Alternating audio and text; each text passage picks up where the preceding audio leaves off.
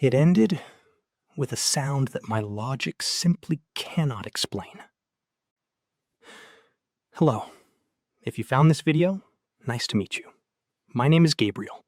I'm a software engineer, working with data and systems development. To be completely honest with you, I've always been an extremely logical man. Skeptical, focused only on things I can test and prove through lines of code. But I recorded this because I need to confess something. Have you ever had that feeling that your life is absolutely perfect on paper, but completely empty inside? You program your entire routine for maximum comfort, the best job, the best apartment, and then you discover that your greatest luxury is simply not having to deal with anyone. I thought I had absolute control over my world until that winter night. A night that started with perfect silence. It was one of those evenings where the sheer fatigue of social interactions makes staying home a true miracle. I was sitting right here in this armchair, comfortable clothes, a simple but flawless dinner, and a glass of excellent wine. I felt an absolute physical well-being, perfect harmony. I was happy, truly, even without any specific reason for it. My apartment is on the top floor, with a beautiful view of the city. I have a library that mixes the mind of an artist with a data scientist. Next to literary classics, you will find complex treatises on astronomy, quantum physics, and artificial intelligence. I am not an academic scientist, but it seemed shameful to ignore the technological breakthroughs of our century. I kept myself informed. If you speak to me about algorithms or cosmology, I can follow the logic. Back then, society considered me a good catch. Good income, investments, an admirable position. But I never wanted to marry. At events, when people tried to approach me, my responses were always deliberately uninteresting, pure self-defense. I fled from social traps built around status and appearances. Whenever I felt too welcome in a house, I just stopped attending. Many thought I lived a life of secret, wild nights to avoid commitment. But it wasn't that at all. A simple matter of taste. I simply ignored love. The love described in dramas and romances. I easily consoled myself by thinking about the trouble passion usually brings. But society has this obsession with arranging our lives. In my circle, they decided all on their own that I was in love with Ian. She's a young influencer, recently widowed, 25 years old, with an immense fortune.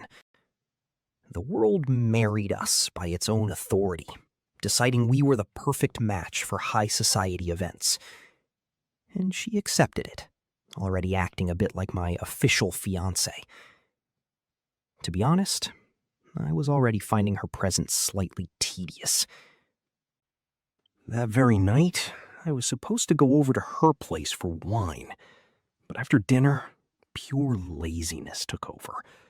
I looked outside, saw the chaotic traffic under the cold rain, and recoiled at the idea of getting dressed and leaving. I started inventing excuses to myself. The truth was, I wasn't the least bit in love. And that's when, just as I was drifting off to sleep, my phone vibrated on the table. A message from Anne. Immediate bad mood. She was demanding I keep my promise.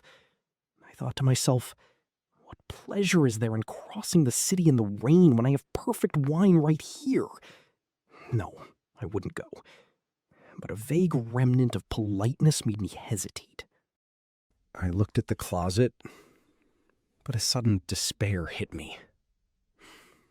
I chose to stay. However, my conscience weighed heavily. I needed to send an apology message, fabricating a headache or a last-minute emergency. I despise writing fake courtesy texts. I'd rather program a complex line of code than invent social excuses. But the dread of looking like a complete savage forced my hand. I picked up my phone from the coffee table, opened the app, and entered the chat with Annie. I typed just the first word.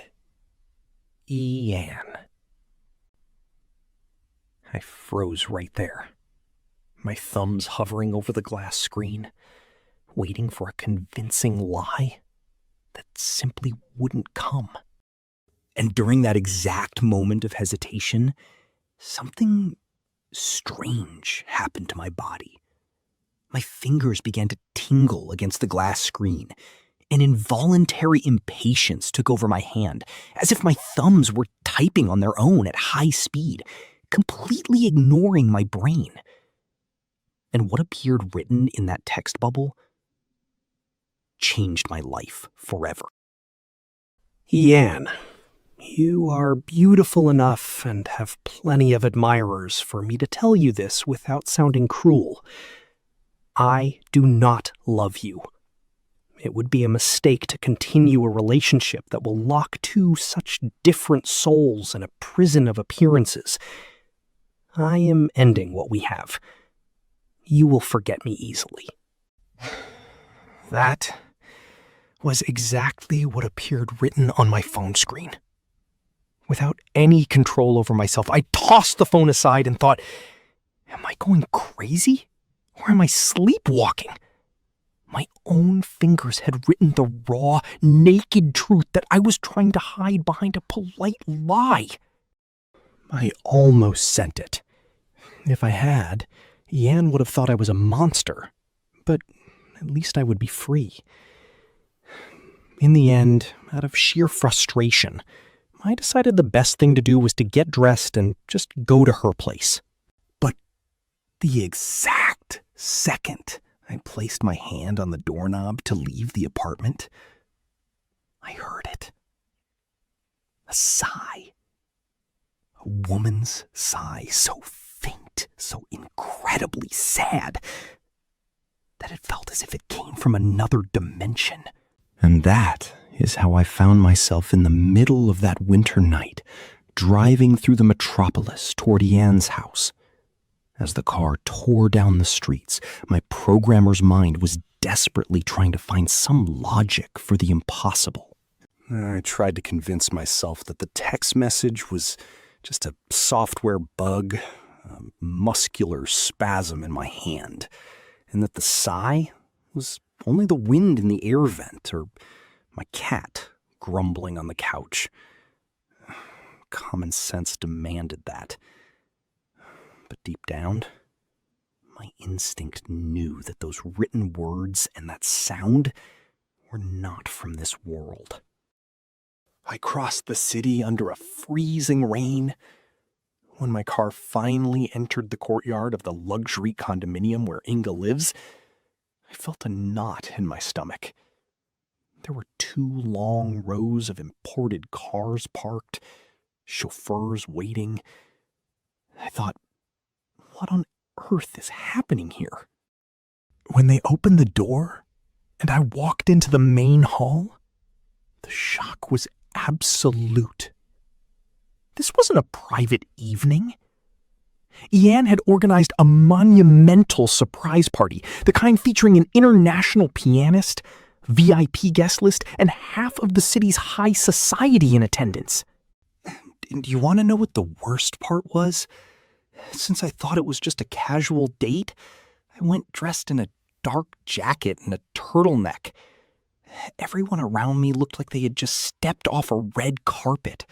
Men in tailored tuxedos, women covered in jewelry and high-fashion gowns. I was a bizarre black dot in the middle of that white and gold ballroom. As soon as Yan saw me, she let out a little shriek of delight. She tried to act playful, pretending to be angry about my delay, and came straight toward me. She extended her flawless little hand and barked, "You are so late, Gabriel! And what are those clothes? Well, your punishment is that you missed the opening act." I just muttered some convenient excuses, dying of embarrassment over my outfit and desperate to find a dark corner to hide in. I tried to escape the center of attention. I felt completely out of place with my casual clothes among so many dressed-up people. I managed to walk over to a smaller area, a sort of lounge integrated with a winter garden filled with exotic plants. I stood there, leaning against the doorframe, observing the main hall. Elyon's house is the pinnacle of bourgeois ostentation. Gold-trimmed walls, furniture upholstered in imported fabrics, monumental crystal chandeliers. A portrait of her, painted by a trendy European artist, shone on a prominent wall. Don't get me wrong, everything there was beautiful and cost millions, but it lacked character. It lacked personality. If you took Ian out of there, that place could easily be the lobby of a private bank, the reception of an elite law firm, or the suite of an international hotel. It was a soulless luxury. The women struck mathematically calculated poses for photos, wearing frozen smiles. I looked at all of it the same way someone looks at a fashion catalog or a social media feed on mute. A visual pastime. Nothing more. At least, since the rumor of my supposed marriage to Elyon had already spread, the mothers of wealthy heiresses had stopped hunting me down. I was a man classified by the social system. I didn't need to police myself anymore. It was right there, standing at the door of that winter garden, that I ran into Elyon. He's a foreigner of European origin whom I used to cross paths with at my club, but nobody knows exactly what he does for a living. An extremely peculiar man. He has sharp, cold features, almost as if they were sculpted in ice, with blonde hair so light it looks like silver. But what truly caught your attention were his eyes, a deep, piercing blue. Most of the time he seemed detached, but when he looked at you, it felt as if he were seeing right through your skin, or far beyond human reach. Elyon lives in the same social circle as mine, but he is a complete enigma. Nobody has ever crossed the threshold of his apartment. They say he spends sleepless nights on top of his building with high-powered telescopes, being an obsessed enthusiast of simulation theory, quantum physics, and sciences that discuss consciousness outside the material body. To him, the entire universe is nothing more than a giant code, and our reality is just a projection of something much grander. Both of us were staring at the same group of people in the main ballroom. He turned to me, and with that elegant coldness and a measured voice, he said something that caught me completely off guard. "A charming woman," he gestured toward Elyon with his eyes. "What a pity she is merely a reflection of matter. Anyone who attempts to connect emotionally with a woman like that risks embracing a perfect hologram, a hollow illusion for those with an evolved heart." I tried to laugh it off, breaking the tension, but inside I felt a chill run down my spine. "Rest easy, Elyon," I replied. "I have absolutely no intention of falling in love with anyone here. As a programmer, I prefer pure logic. I don't feel the slightest shadow of passion for anyone at the moment." Elyon turned those blue eyes back to me with a hint of skeptical irony. "Really? Even for Ian? Everyone on social media is saying you two are getting married." "The world loves to manufacture fake connections," I said. "But I plan to stay single." I thought my logic-filled answer would end the matter. But not for Elyon. He took a step forward. That elegant detachment vanished, and those blue eyes flashed in a way that completely froze me. He stepped closer and whispered, "You do well, Gabriel. Do not anchor yourself to any projection of this material reality. Remain free for the true connection. The real consciousness might come to visit you very soon, and you could regret it for all eternity if you made the wrong choice here." Before I could ask him anything, he checked his watch, said he was late, and vanished into the crowd. Immediately after, Jan pulled me by the arm, laughing, and handed me a drink. I stood there, surrounded by people, trying to convince myself that Elyon was just an eccentric character. But that is when it happened. Right in the middle of that noisy room, the surrounding sound seemed to completely vanish for a brief second.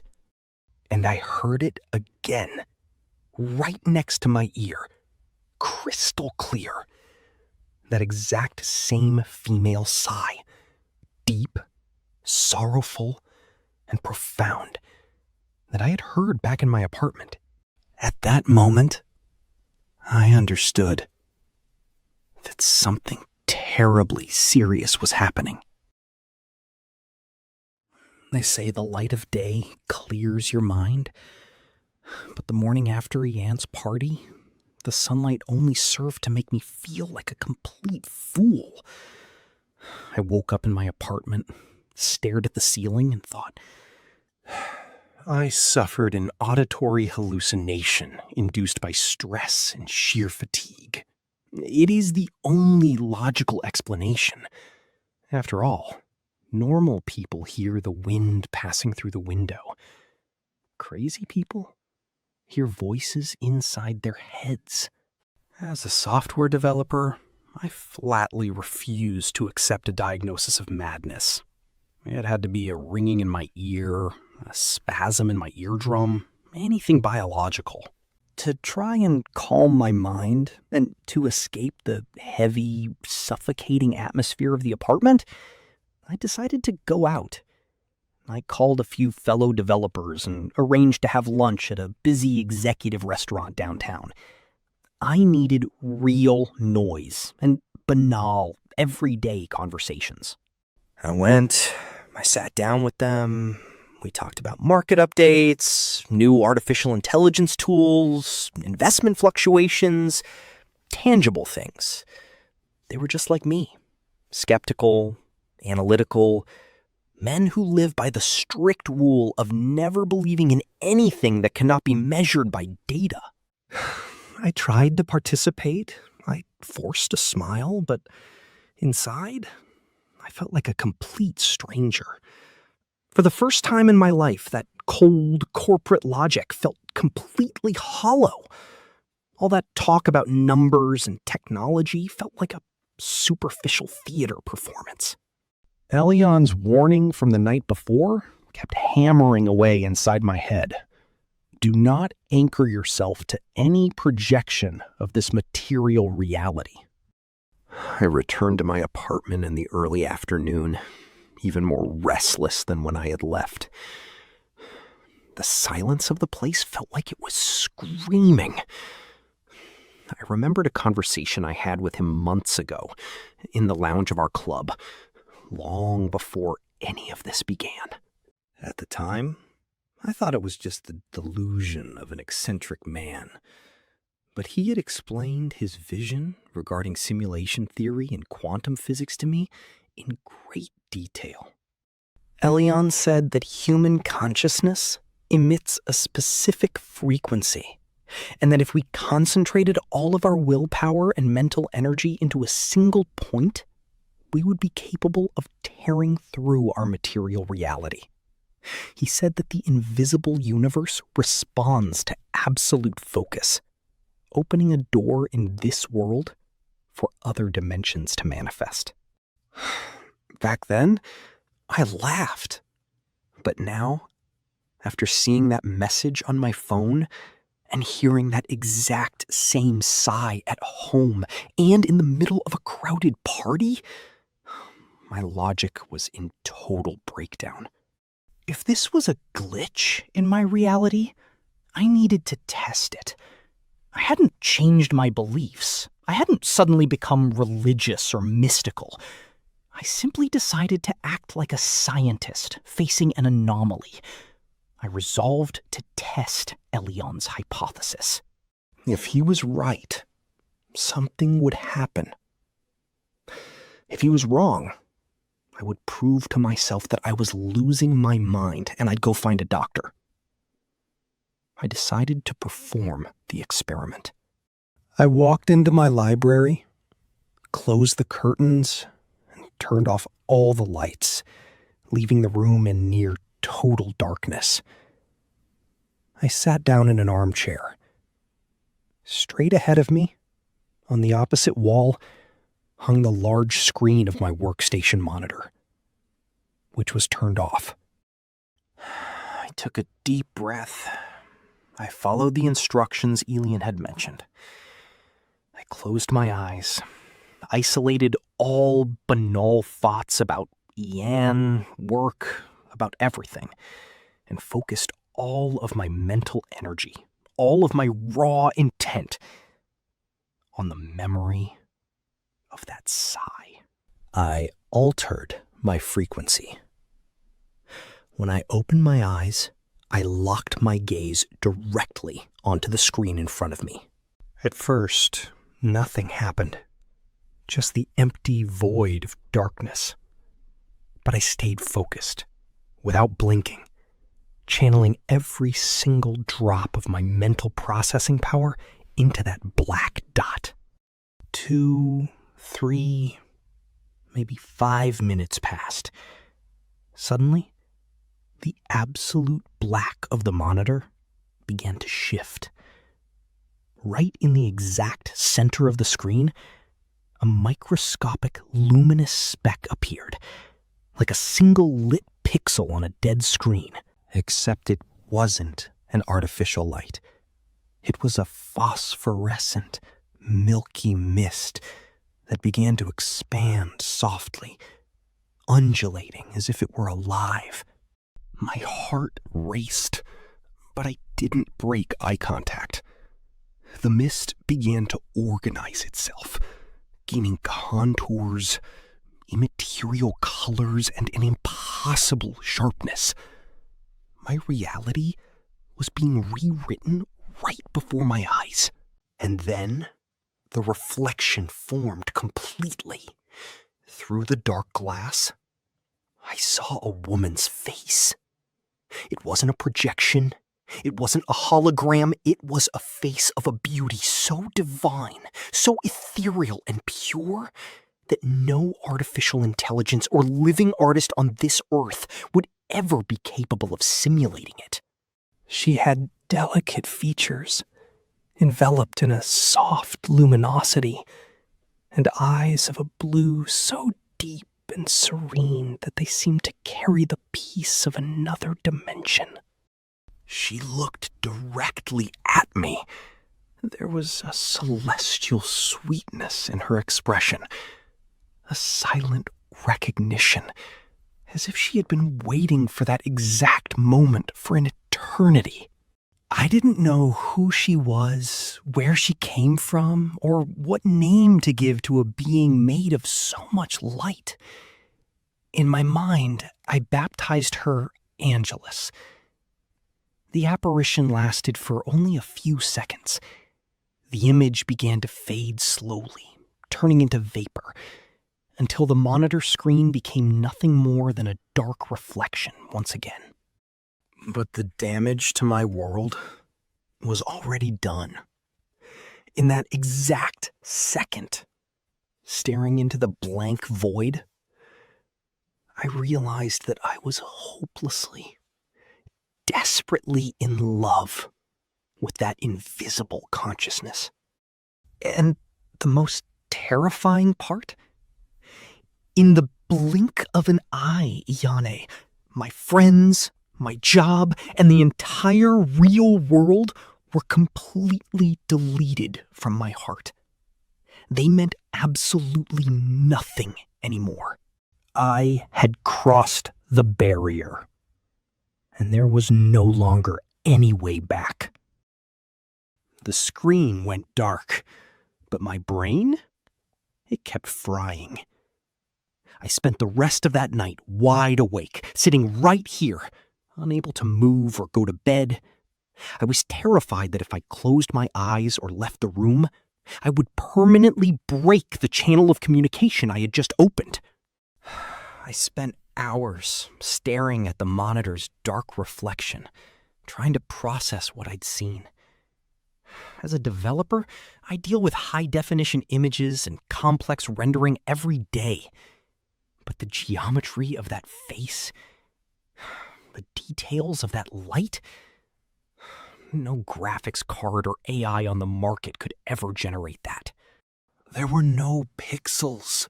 It was an organic perfection, pure, but made of a matter that doesn't belong to this world. And the most disturbing part wasn't her beauty. It was the intent behind the apparition. I started running a mental diagnostic of everything that happened in the last 24 hours. Linking the dots like I was debugging a corrupted system. The mysterious sigh in my room, my own fingers typing that brutal breakup message, Elyon's enigmatic warning at the party, and finally, that whisper coming from inside my glass. Suddenly, it all made a terrifying kind of sense. That invisible consciousness wasn't just appearing by chance. She was actively acting. The text on my phone saying I didn't love Ian, it wasn't a muscle spasm. It was a command. Her command. Maybe she was just showing me a truth I didn't have the courage to admit. I realized that spirit felt something deeply human for me. She was protecting me from a wrong choice. When dawn broke, a terrible anguish took hold. Until yesterday, my biggest fear was going crazy. Now, it was the exact opposite. I was terrified of becoming normal again. I was invaded by the fear that the apparition was a one-time thing, a random event that would never happen again. Thinking that Angelis could simply vanish and leave me alone in this world, it caused me physical despair. I tried to go back to my routine. I opened my laptop, trying to focus on code, but it was useless.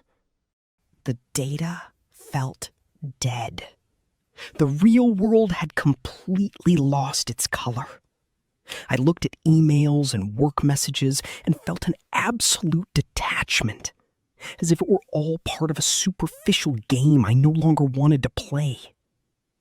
I had crossed the border.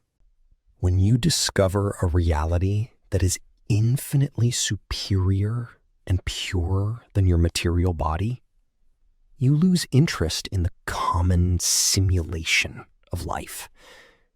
My apartment felt different.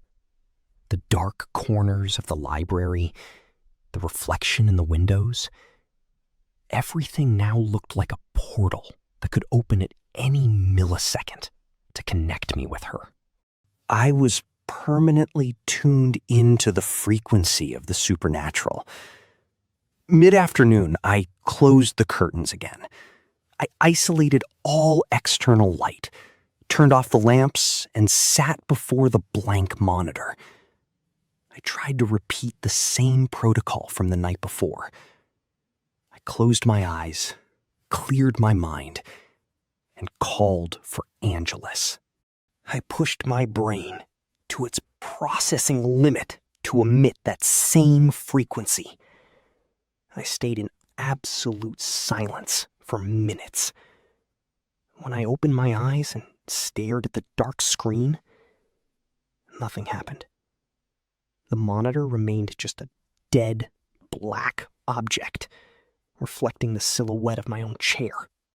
I tried again. I focused until my eyes burned. Nothing. The signal seemed completely down. A feeling of overwhelming emptiness and rejection hit me. I realized I had no control over that connection. I was just the receiver. She was the one in control. I lowered my head, covering my face with my hands, feeling utterly helpless. That's when my phone screen, lying on the floor, lit up by itself in the dark. A notification sound broke the silence. I looked at the screen, and what was written there made me realize that things had gone too far. When I picked up my phone, my heart raced. It wasn't WhatsApp, SMS, or email. It was a block of pure text that bypassed all system encryption and appeared directly on the lock screen. As a programmer, I knew that was technically impossible. But the words were there, defying my logic and everything I built. The text said, "Don't be sad for my vanishing from the screen, Gabriel. My immaterial image requires a mental energy that your brain cannot yet support for long without exhausting you. But I am here. The universe operates on the frequency of real love, not cold logic. Write to me. Your keyboard now responds to my presence." The typing field opened by itself. My fingers floated over the glass, and for the first time, my will was completely aligned with hers. I typed, "Who are you? How can a code interact like this with my reality?" The answer came letter by letter, in milliseconds, as if someone were programming reality right in front of me. "I am the one who departed before meeting you on the physical plane, but who recognized you in the invisible. Don't look for explanations in bytes, Gabriel. Your technology is just a rudimentary attempt to imitate the true network that connects all consciousnesses in the universe. What you call a simulation, we call eternity." We talked for hours, but at the end of the dawn, her tone changed. It got heavy, urgent. "Our connection opened a rift in your system, Gabriel. But be careful. Not all data in the invisible is made of light. There are shadows that look for obsessed minds. If you go too deep, you might not be able to close the door." The text vanished. But as I record this, I realize she was right. I looked at the dark corner of my library, behind some books, and the darkness felt solid. Something is there, watching me. I opened the door, and something else came in with me. What is waiting for me in the dark? To find out what's hidden in the shadows, subscribe to the channel, leave a like, and turn on notifications. Episode 5 is already being produced.